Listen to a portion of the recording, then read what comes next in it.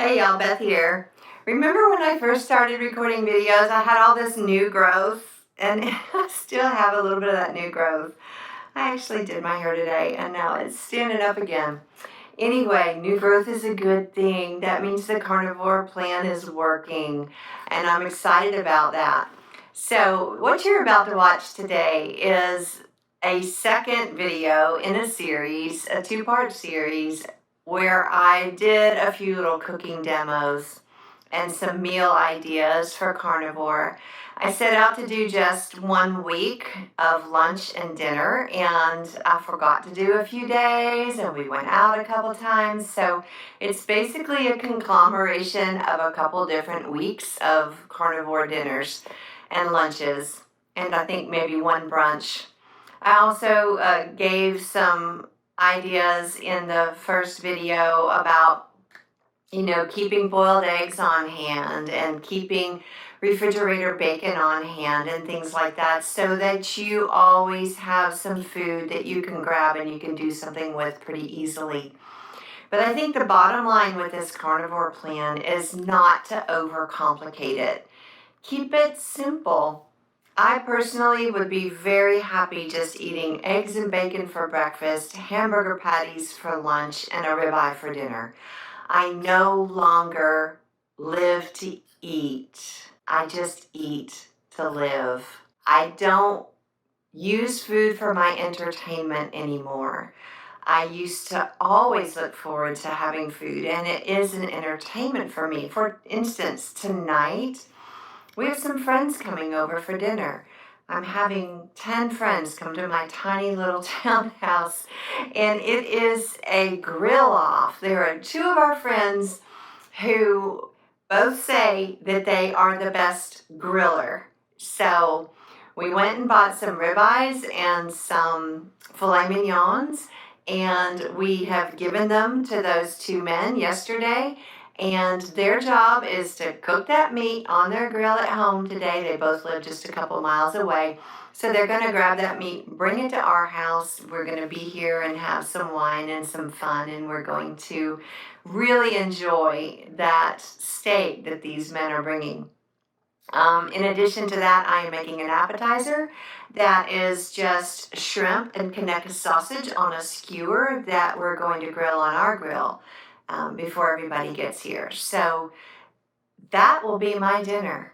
They're bringing some other sides, but I am very, very happy to eat steak and shrimp and K.I.S.S sausage. And somebody's making their own butter sauce to go on their steaks, and I'm looking forward to that. So I will not go hungry. I will be full at the end of the night, I'm sure. And I can find ways to still enjoy my social life and adhere to my carnivore plan. So I just hope for you that this gives you some encouragement, that you know that you can find things to eat, even if you go out, even if you're with friends, even if you're at a party. And the other good thing about being a carnivore is that I'm not as hungry, and I can fast longer between meals. So even if I do go somewhere and I'm not prepared and there's nothing I can eat, I know that I will not be so hungry that I cannot wait until I get home to eat my meal. So I hope you enjoy the content that is in this video. There's a little treat at the end with my grandchildren where I got to go take care of them for a night or two. And I cooked them my favorite carnivore fried chicken, and it was a big hit. So it's always a bonus when I can cook food for others and they appreciate it as well. So enjoy the video. I'll talk to you at the end. Hey y'all, Beth here. I just got a new toy from Amazon, and I'm going to use it today for my lunch, and just wanted to share that with you. This is a food scale. Company is called Amilo, A-M-I-L-O-E, Electronic Kitchen Scale. So I haven't read the instructions yet, but I think I'm smart enough to figure this out. So today I'm going to make ground beef and eggs for lunch. Easy peasy. So I think I'm going to use this little piece of paper as my tear, and I'm going to zero it right there. And I want to get a half a pound of ground beef. So this should be a pound. I'm going to guesstimate about half. I'm going to try to keep one hand clean. I'm not good at that. So let's see if that's about a half a pound. Okay, well, we're in the wrong unit. 0.54 pounds.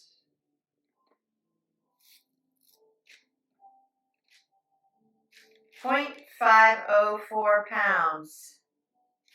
So, close enough. So, gonna go with that half a pound of ground beef and make my beef and eggs. I'll show you how it goes. So to go with my beef and eggs, I want a little bit of cheddar cheese. This is Cabot Classic Vermont Sharp Cheddar from Costco. And I'm just gonna fresh grate a little bit of that. One of the reasons I don't like to use already grated cheeses is because they a lot of times have something in there as an anti-caking agent. That's not ideal. Potato starch or tapioca starch or something like that. So I'm also going to measure this cheese. I've never measured cheese before. So let's see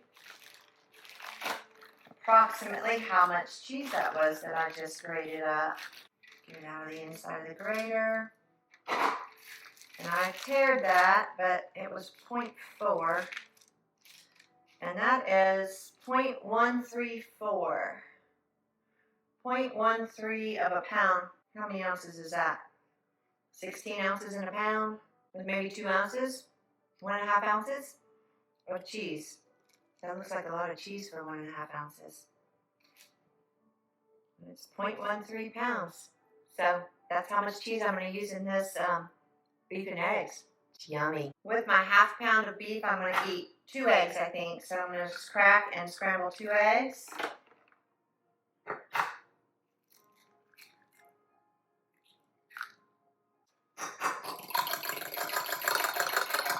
I like adding a little salt directly to my eggs because I think that it makes them a little bit fluffier. So there we go. We've got our beef, cheese, eggs. That's all that's going into this meal. While I was waiting on the pan to heat up, I did the math. And that cheese that I grated, 0.134 pounds, is actually 2 ounces of cheese. So that's why it looked like a lot. It's 2 ounces instead of 1. I'm going to probably use still most of it. I might not use all of it, just kind of see how this goes. So first thing you do is just brown the ground beef in the pan. My husband and I differ on this. He always likes his ground beef like mashed up into little bitty pebbles. I like mine to be more bite-sized and, not so fine. So I'm going to leave this a little bit on the bigger side as I brown it in the skillet, but you can do it however you like. The beef is browned to my desired color, so now all I'm going to do is kind of move it out of the way. Turn that down a little bit, got a little bit too hot. Just going to move it out of the way, but I want to keep that fat in there. So I'm going to let the fat kind of go to the other side of the pan and just move this beef out of the way. And now I'm going to add these eggs and scramble them kind of on the other side of the pan. If they get mixed in, it doesn't matter. It's all going in the same place in the end. It just makes it easier to scramble them to me when they're not already mixed in with the meat. So now the eggs are scrambled, the meat is cooked, and I'm just going to mix them in together like this. And while I'm doing that, I'm going to add in some of that cheese and let it start melting.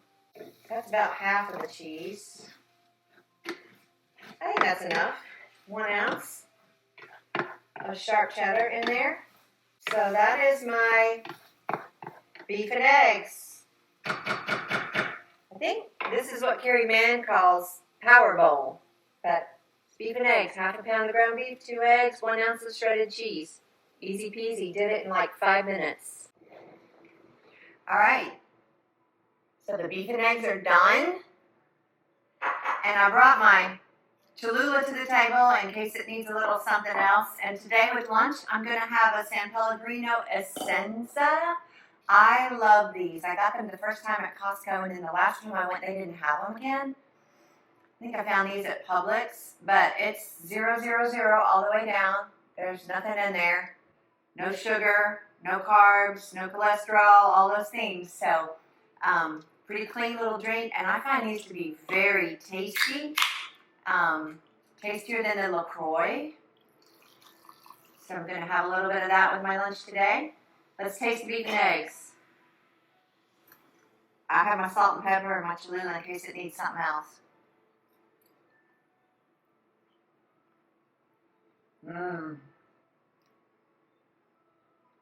It's salty enough.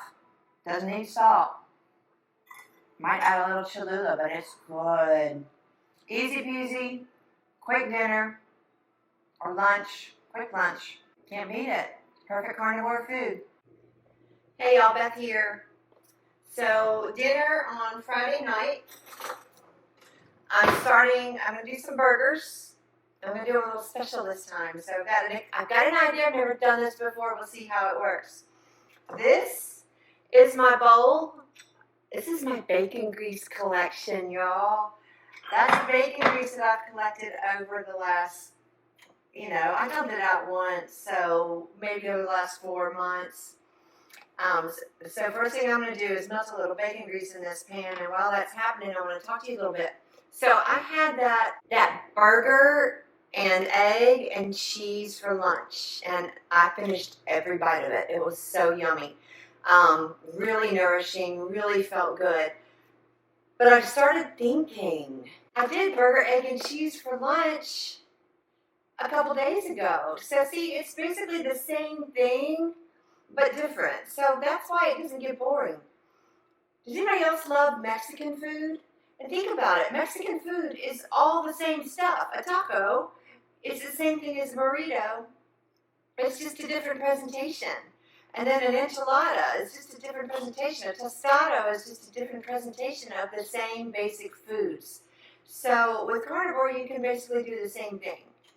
Find your food you like: meat, eggs, cheese, fish, shrimp, maybe a little pork. Pork rinds, I use pork rinds a lot. So find the foods you love and just figure out different ways to make them work. So this is the remainder of that ground beef that I had at lunch. And I measured these with my handy dandy little scale this time. And so those burgers are 1/3 pound each, raw. And so I'm going to cook those until they're medium, still a little bit of pink in the middle. I'm going to add a little salt to them, and I'll get back with you. All right, they're cooked. And it's very smoky in here. Remember I told you carnivore makes a mess? I forgot to put out my splatter guard. There's a mess all over the stove. I had to put on my apron because grease spots. And so let me show you what I'm doing here. I think it's a good idea. I'll let you know once I've tried it. So do you remember the chicken buffalo dip that I made, that I had for a snack the other day? I thought, well, that's been in the refrigerator a week now. It probably needs to go away. And so I heated up a little bit of that. And my idea is, that's perfect. My idea is to put a little bit of this on top of these burgers. So my standard when I'm making a menu is I'm looking to have meat with a side of meat and dairy as a condiment. So this is the meat with a side of meat, the chicken that's in here, and then the dairy that's in here as a condiment. And I forgot to tell y'all when I told you about this, when I made this recipe this time, just for gigs, I threw in some bacon bits. So this is actually bacon and cheese and chicken. So, that looks good. I think those are going to be delicious. Just going to let that sit for a minute, and I'm going to put it on a plate and eat it. Burger, with buffalo chicken dip on top. And then a little bit of leftover cheese that I had left over from lunch when I shredded the cheese for my burger bowl. And BJ is out of town tonight. He's gone off to hunting camp. Hopefully he's going to slay me a deer and get some venison in my freezer. So I decided I'm not as hungry because I had that big burger bowl at lunch. I'm going to start with just one. And if I'm still hungry at the end of this, I'll eat the second one. But let's see how it tastes.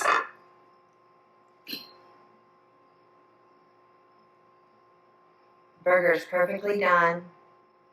Nothing on that burger but salt and chicken dip.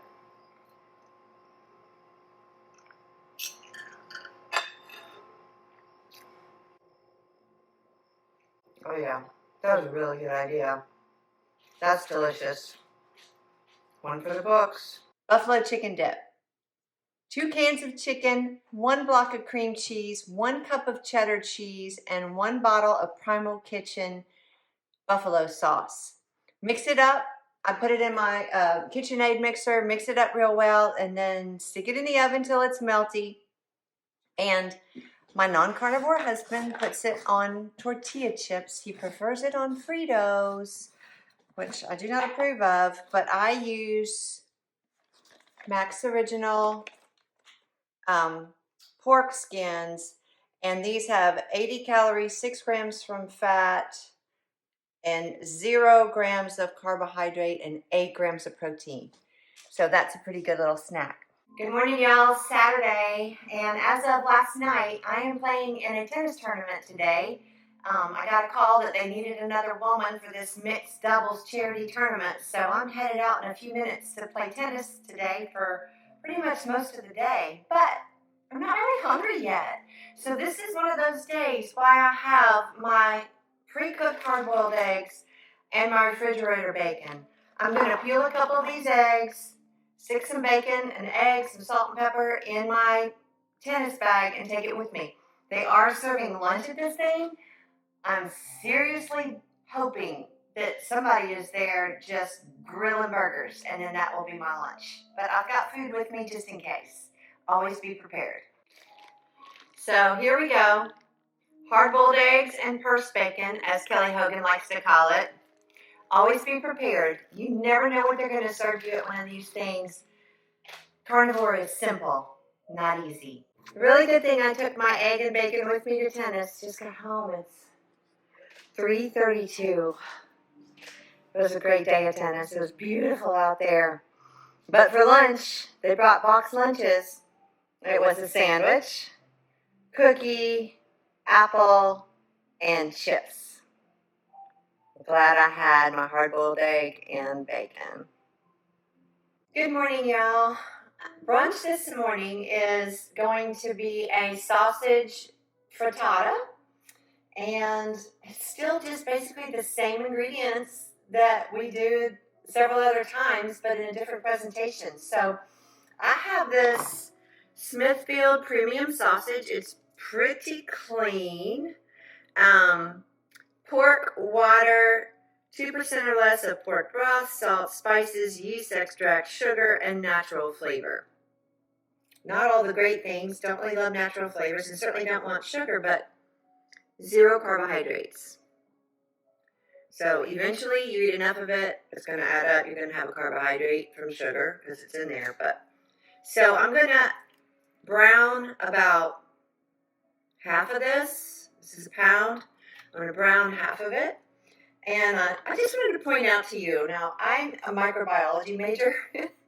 So something that really bothers me is when I see people cut up sausage and they cut right through the package like this. Think about this. The outside of this package has been God knows where. There could have been pork that leaked on it. It could have been, no matter, you don't know whose hands have touched it. So when you get this home from the store, theoretically the outside of this package is contaminated with germs. Do not cut through the package without first washing it. So I have washed this package really well, and I'm going to cut through it just once to cut it in half. But It's even worse if you're like taking it and you're cutting all the different patties and doing your patties that way. If you're going to do patties, cut it open and then just take the roll on the inside and cut the patties, or wash the outside of your package really well. That's just a pet peeve of mine, you know, because the CDO, y'all know what CDO is, right? It's OCD, but the letters are alphabetical. That's what CDO is. So I have just cut through that package because I cleaned it well. And now I'm going to put this pork in my frying pan and brown it just like I would hamburger meat. And I'm going to get it in nice little chunks because, you know, I like the bigger chunks. BJ likes the little pellets. I like the bigger bite-sized chunks. So I'm going to brown that. And while that's browning, I'm going to crack a bunch of eggs, and I'll get back with you.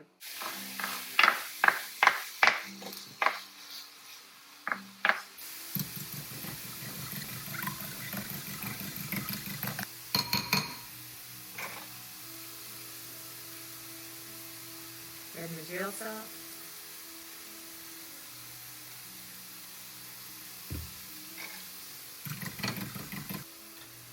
I have just a little bit of heavy whipping cream. This needs to go away. In fact, I need to go to the store today. I just used my last eggs, and I'm almost out of that sharp cheddar cheese, and I am now out of heavy whipping cream. And my son and grandson are coming for dinner, and I got a couple things I want to make for them to come tonight. So, gotta head to the store today, but I'm not going all the way to Costco. Not doing that. The eggs are ready to go. Yeah, there's nothing else in there, dead soldier. The meat is brown.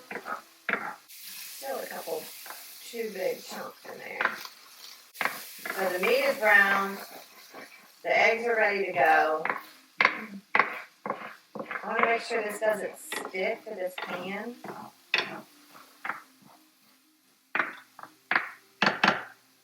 I turned it way down. I'm going to pour the eggs in there.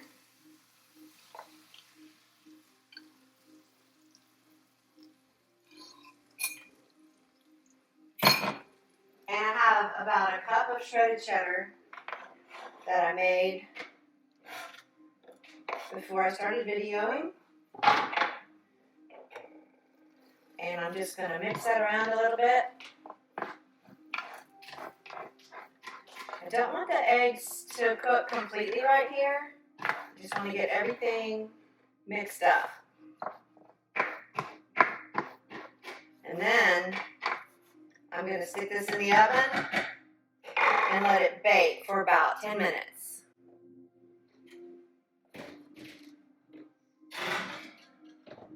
The oven's on 350, and that should rise and be nice and fluffy, and I'm going to take it out. We're going to eat it. It's actually only been in the oven for about 8 minutes, but it looks ready, so I'm going to pull it out. Ooh, look. It's fluffy when you do it like this. I like it. Nice and fluffy. Okay, here's another tip. Frying pan handles are not always hot, but when you take a frying pan out of the oven, you need to remember that that handle is hot. So this is our trick. We do that so that we can remember the handle is hot when we take it out of the oven. So now I'm just going to kind of slice this like a pie. I'm going to rim it out like that, get it away from the edges. And I'm going to slice it like a pie. I'm trying not to push hard on the bottom so I don't scrape my pan. And that's just going to pop out of there like a piece of pie. All right, going to take it out. Look, clean as a whistle. Just like a piece of pie. Actually, that's better than most of my pies. My pies usually fall apart. So this is going to be breakfast today, or actually brunch. So we have our sausage frittata. I'm going to put a little Cholula on mine. Let's taste it, see how it is.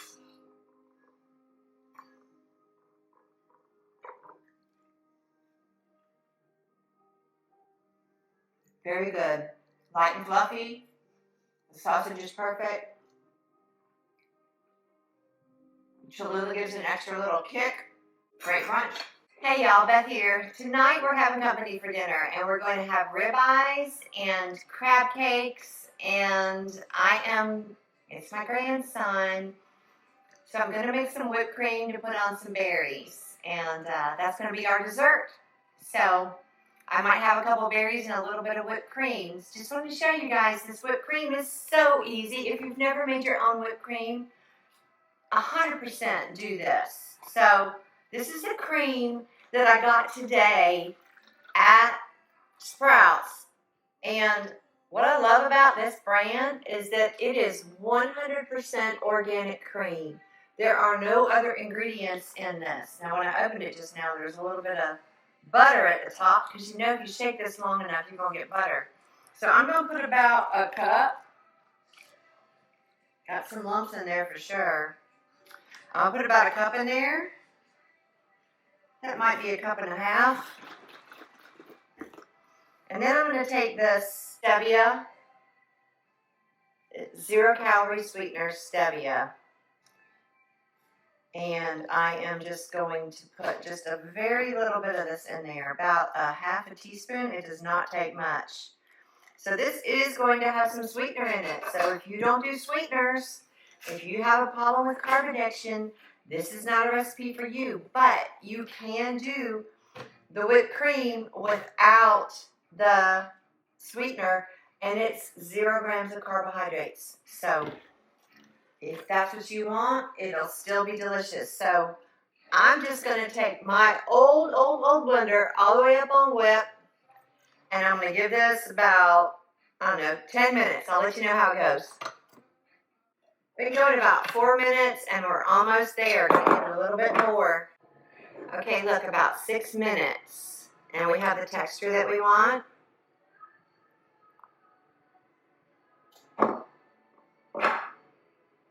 Perfect. So I'm going to put this in the refrigerator, going to keep it there. Got the berries washed and ready to go, so I'm going to stick the berries and the whipped cream in the refrigerator, and it'll be there for dessert. Just want to say something. Somewhere along the way, I learned, I think it was in 7th grade home ec, that if you're going to whip cream or make meringue, it's best to do it in a glass or metal bowl. So that's why I use this bowl. Last time I did whipped cream in a plastic bowl, I thought it was never going to set. I have just proven to myself that the glass bowl definitely is a difference maker. So I've made the crab cakes. I'll put the recipe down below. But this is crab and pork panko and egg and mayonnaise and mustard, and the red stuff is peppers and onions. My husband requested to actually put peppers and onions in it this time, so I'm going to bite the bullet, need a couple peppers and onions, but these are so good. Poured some butter over them. Going to put them in the oven, 350 for about 20 minutes on each side. Y'all, please look at these beautiful crab cakes. Hey y'all, Beth here. Tonight's dinner is going to be Italian meatballs, and this is going to include some organic ground beef, some natural, says all natural ground pork. That's about half of this package that I had left in the freezer from the last time I did meatballs. I like to mix the ground beef and the ground pork. Of course, you don't have to do that. You could do one or the other, but I like to do both. I'm going to shred up some Parmesan cheese, and I'm going to use some eggs in here to hold the meatballs together. So I'm just going to mix all these up in this mixing bowl. Then I'm going to fry them in my frying pan with my beef tallow that I made, my little chunks of beef tallow. So I want to make sure there's going to be enough grease in that frying pan. So I'm going to pop some of that in the frying pan and get that good and hot. And that's what I'm going to use to fry my meatballs in. And then I'm going to pop them in the oven to finish up and make sure they're completely cooked. So I'll let you know as I go through the steps. First of all, I don't think you want a whole lot of extra moisture in your meat when you are going to be rolling out the meatballs. So I am going to turn this ground beef out onto these paper towels and just kind of let some of the moisture get out of them before I add them to the mixture. And while that's kind of draining and drying a little bit, I'm going to shred my Parmesan cheese. Get some of that moisture out of that meat. It is really wet. I find that when ground beef has been in the freezer and I get it out, it always seems to have a lot more moisture. Don't know where that moisture comes from, how it gets in there, but that's what happens. Just going to grate this Parmesan. I'm going to get myself about a cup of grated Parmesan. I might be running low. I might not have enough, but I'll figure it out. Whatever I have, I'll put in there. So there's my grated Parmesan. That's going to go in there. It's about a cup. Now, one tip, when you're grating your own Parmesan, you get these hard edges around. That doesn't grate up real well, but save it because it gives a really nice flavor to some soup. If you're doing a soup or a beef broth or a chicken bone broth or something like that, throw these little pieces of Parmesan edges in there. It gives it a really nice flavor, so I save that. So I have about a total of 1.5 pounds of meat here, the pound of beef and 1/2 pound of the ground pork. So I'm going to use 3 eggs as a binder to keep these meatballs together. And I'm just going to scramble those in the measuring cup and they're good to go. Now, in this recipe, there is one thing that is not technically carnivore, and if it bothers you, don't put it in here. And that is the Italian seasoning. I want this to taste Italian-ish, so I'm going to add some Italian seasoning to this. And that's just going to be maybe about a teaspoon. Y'all, I'm not really good about measuring, but my theory on cooking is if you like to eat and you can read, you can cook. Anybody can cook. If you like to eat and you can read, you can cook. So that was about a teaspoon of Italian seasoning. So that's going to be in there for flavor. Now my ground beef has rested on this paper towel. It's ready to go. It's going in there. And my eggs are ready to go in there. So now's the fun part, right? And I got this idea from Laura Spath. She does a lot of cooking demos, and she always puts on gloves, especially when she's dealing with chicken, and she keeps a clean hand. So she puts the glove on her dirty hand, and she tries to keep a clean hand in case she has to open a drawer or something. So I'm going to go ahead and have 2 dirty hands right now because I'm getting ready to use my hands to mix up these meatballs. And I'm just going to do it like this. And I guess the camera's going to have to keep running because I do not have a hand to turn it off. I'm thinking I did not get enough of the liquid out of these meatballs because they are pretty runny, and maybe I didn't need to add those eggs. So you know what will work for this? I'm going to add a little bit of pork panko crumbs. It's kind of runny. So I'm going to add a little pork panko crumbs. Took off 1 glove. And about 2 cups in here. I don't need all that, I don't think. I'm just going to pour some in there. And I'm going to mix that around and see if that soaks up some of that liquid. Oh, yeah. That's going to do the trick. That's going to do the trick. That's going to hold that together and keep it from being quite so watery. Put the glove back on and work this a little bit more, and I'm going to start making my meatballs, and I'm going to set them on this plate that had the ground beef on it because that won't matter. There's raw meat going on a plate that had raw meat. It's going to get cooked. Now we have a really good texture for these meatballs. All right, so how big do I want them? I want these to be decent-sized meatballs, not tiny ones. So, about like that. And you want to get them as consistent as possible because when you cook them, you want them to all get cooked the same amount. You don't want some that are rare, unless you do. You normally wouldn't, I think, want rare ones mixed in with well-done ones, but we're going to cook them all to well-done anyway. But this way there won't be any that are unevenly cooked. All right, I'm going to keep doing this. I'll be back. So I have my plate of meatballs, and I have turned on the stove so that the oil can start heating up, and I'm going to fry them in the pan and then pop them in the oven. So the tallow has heated up in the pan, and now I'm going to use still have a gloved hand, have a clean hand. I'm going to use my gloved hand to start dropping these in this tallow. And sometimes I might not cook all of these. I might freeze some, stick them in the freezer just like they are. But I am pretty sure that I can eat these meatballs in the next 3 or 4 days, given what my schedule looks like. So this will be a couple more meals. I won't have to cook anything. They'll be already ready. Those have been going about 2 minutes. I'm going to turn them a little bit. I like to kind of pretend like they're a cube. Turn them a quarter. And then I'll do the other 2 sides as if the sphere is a cube. And that way I know they're kind of getting cooked evenly. I don't get too hung up on them being a perfect sphere. Maybe I should, but I don't.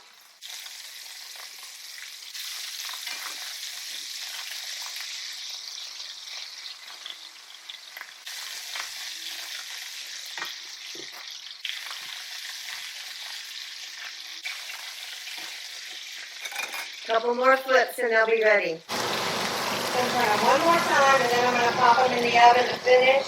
To protect the oven,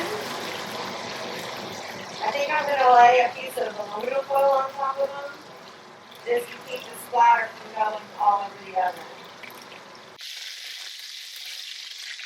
Okay, they've been turned 6 times. Now I'm going to pop them in the oven for about 10 minutes to finish. I'm putting that foil on top to keep the splatter from getting inside the oven. I'll get with you when they get out.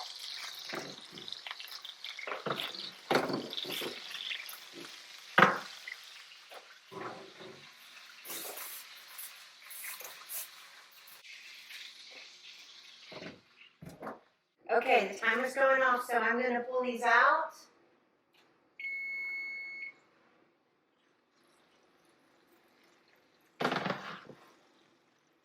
Remember what I said one time about whenever you take a frying pan out of the oven, make sure that you make it so that you won't grab this handle.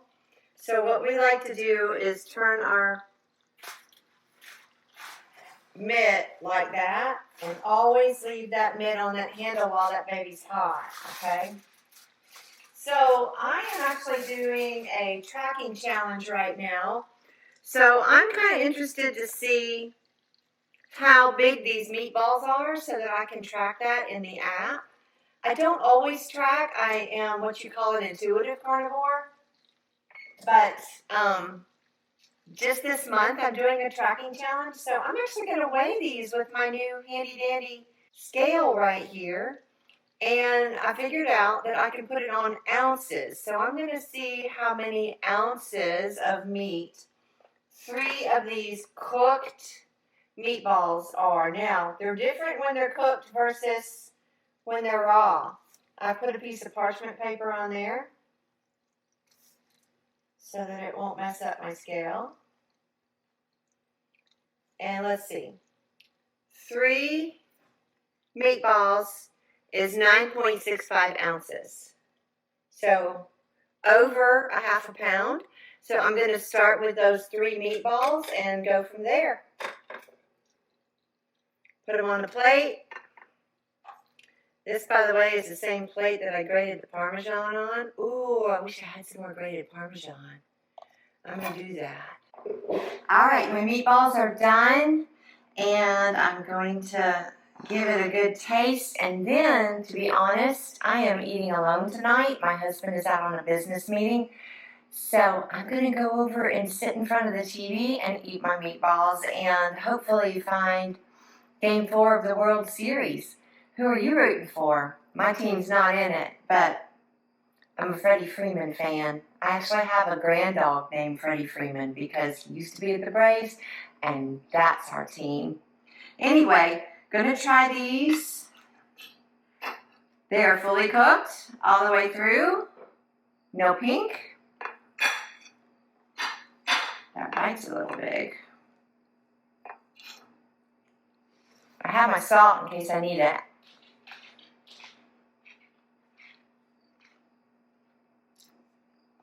They don't need salt, unless you just want to add a little crisp on it.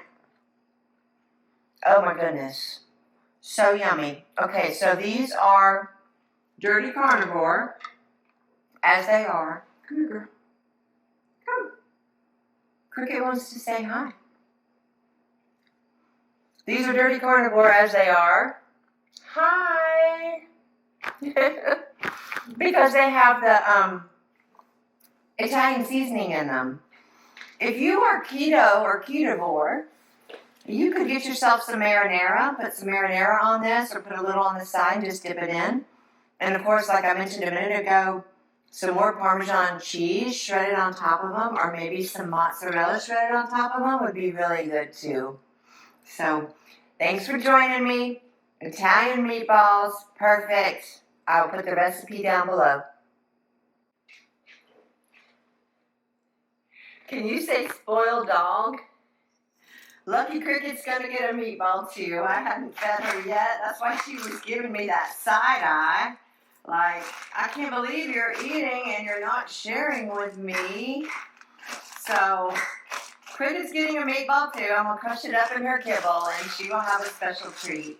She loves living in a carnivore house. Doesn't your dog?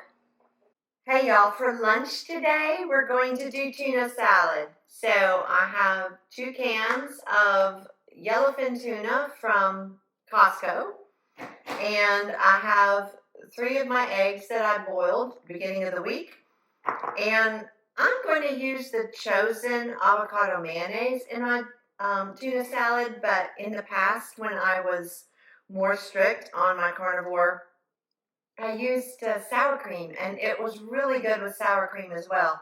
I did get out this cottage cheese a minute ago and thought, let me try cottage cheese in it, but I don't know if I'm going to like that. I may try it.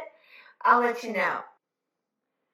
So I drained the tuna and squeezed the extra juice out of it, put it straight into Cricket's bowl because I'm going to use it to wet down her kibble later on. And I'm going to chop up these eggs. And look, they're perfect. And put all this in that bowl. And then I decided not to use the cottage cheese right now.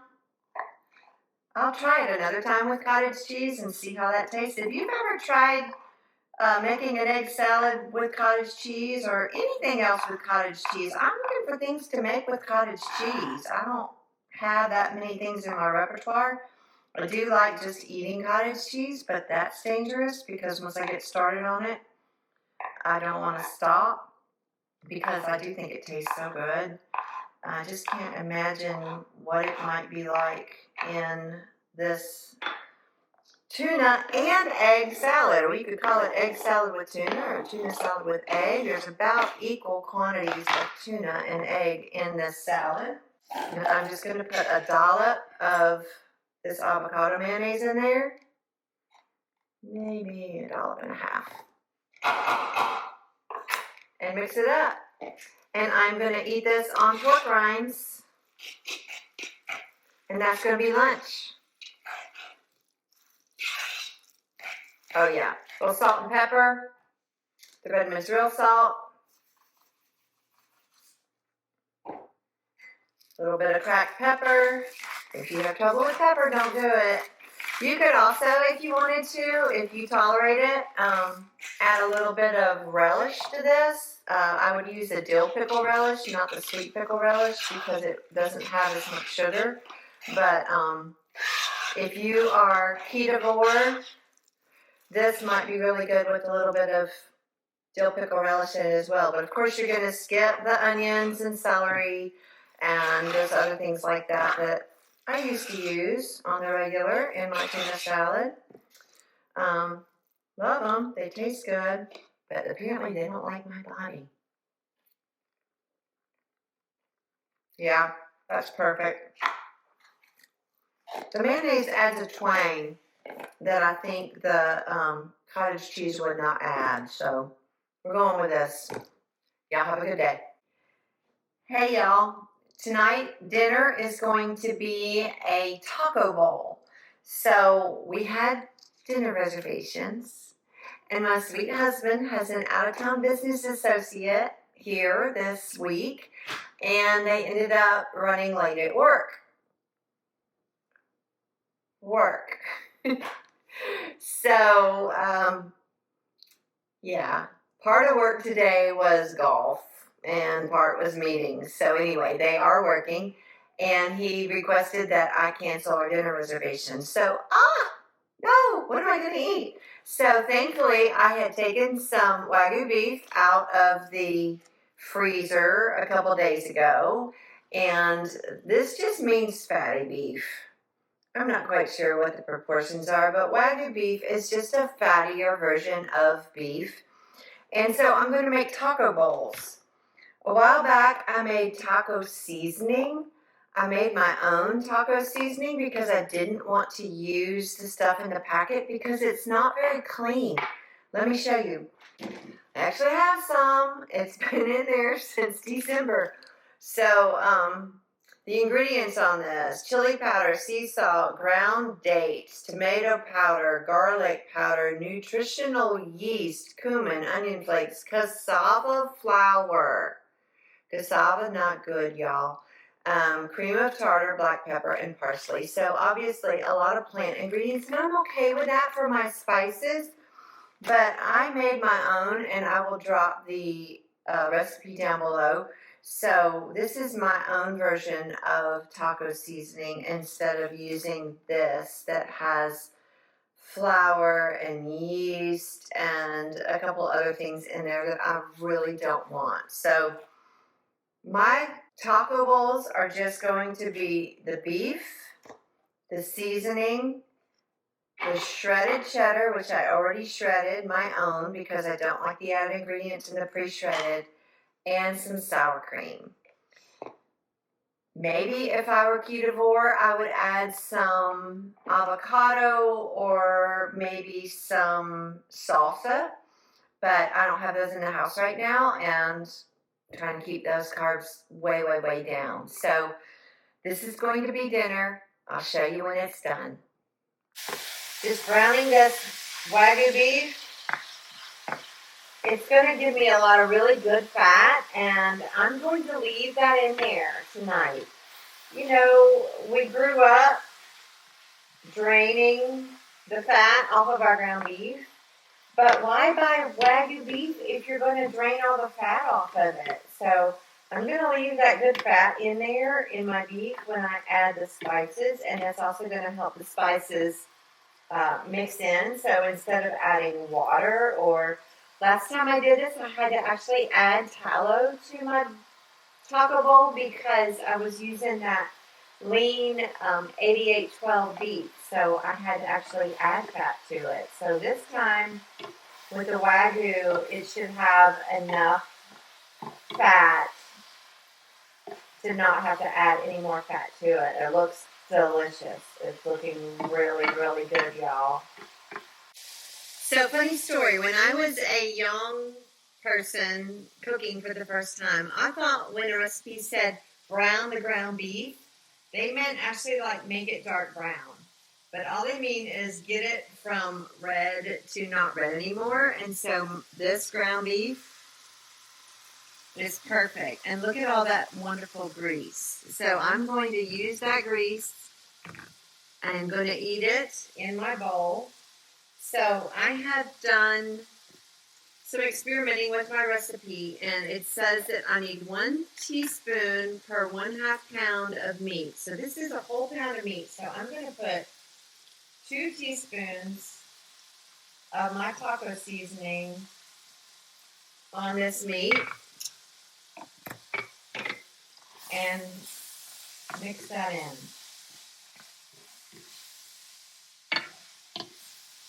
And make sure it gets all mixed in well. I'm going to check this for saltiness and see if I need to add any more salt. If I do, I can add it in a bowl.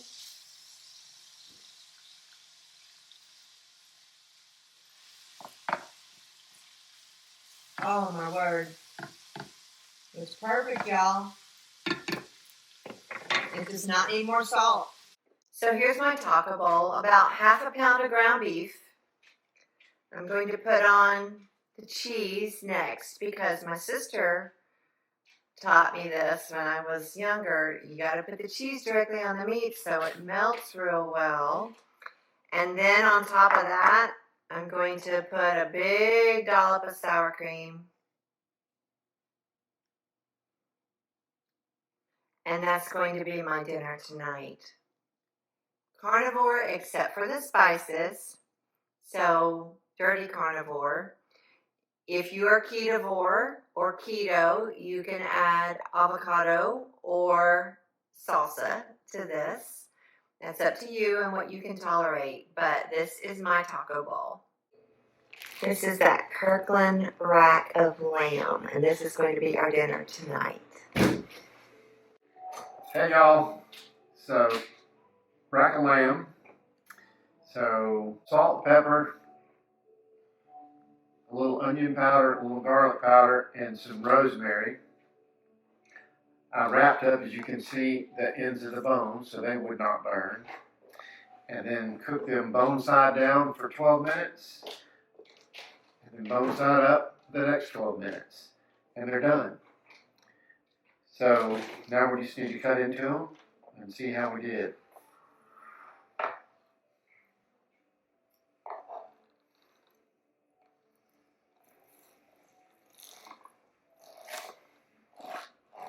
Oh, yeah. A little bit rare. A little bit rare right there in the middle, but it looks good. You need to put them back on? I think so. All right. Why don't you go ahead and cut them into little two, and stick them back on that way.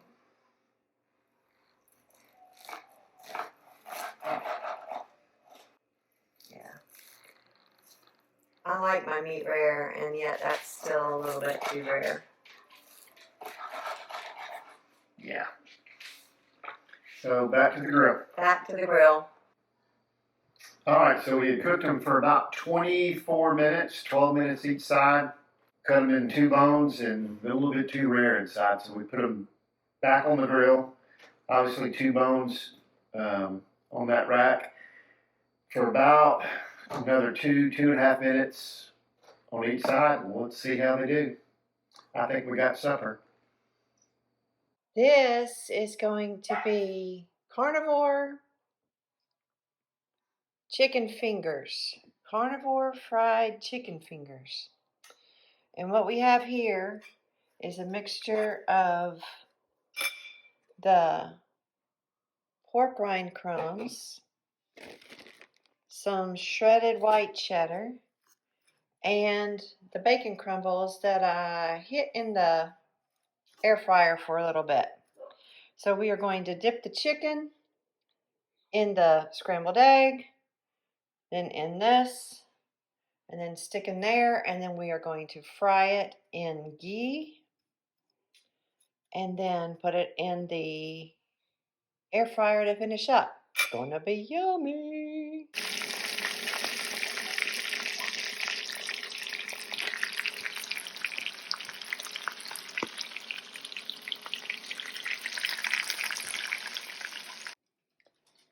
Coming out of the air fryer.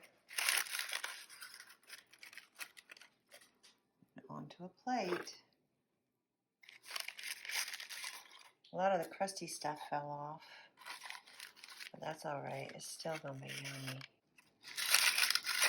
I mean, with pork rinds and cheese and butter, what could go wrong? The chicken fingers are finished. A little bit of organic chunky blue cheese dressing. And yummy. Hudson, you like that chicken? Yes. You like that chicken? Oh yeah, it's really good. Is it really yummy? Henry, you gonna come eat your chicken? No. 2 out of 3 ain't bad. Okay, so that is my 20 different meals.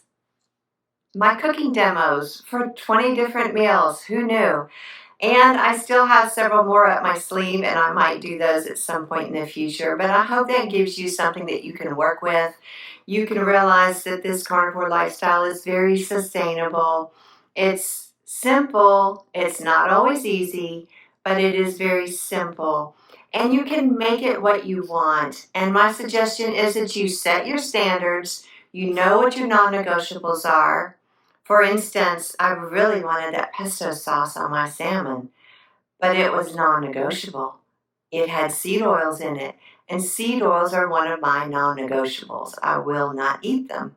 So you got to know what your non-negotiables are and go from there. Everything else is a choice. Most cases, it's not going to hurt you. It might set you back a day or two in your progress, and yet you've used it as a learning process. You'll learn every time you eat something that is not carnivore, you'll learn how that food makes you feel and take note of that for the next time. You may also find that some carnivore foods don't serve you as well as others. For instance, some people do not do well on dairy, and some people do not do well on chicken or pork. So you'll figure out what those foods are that bother you and what foods you thrive on, and just enjoy the process. It's a lot of fun. And I feel so good that I am willing to do whatever it takes to make sure that I keep feeling this way, because you know I'm going to live to be 100, and I'm going to dance at my great-grandchildren's wedding. That is my big why. And if you have a why that is that big, you will be able to figure out how to make this lifestyle work for you as well. And I pray for you that is just brings you all kind of joy. I'll see you next time. Thanks for joining me. Bye-bye.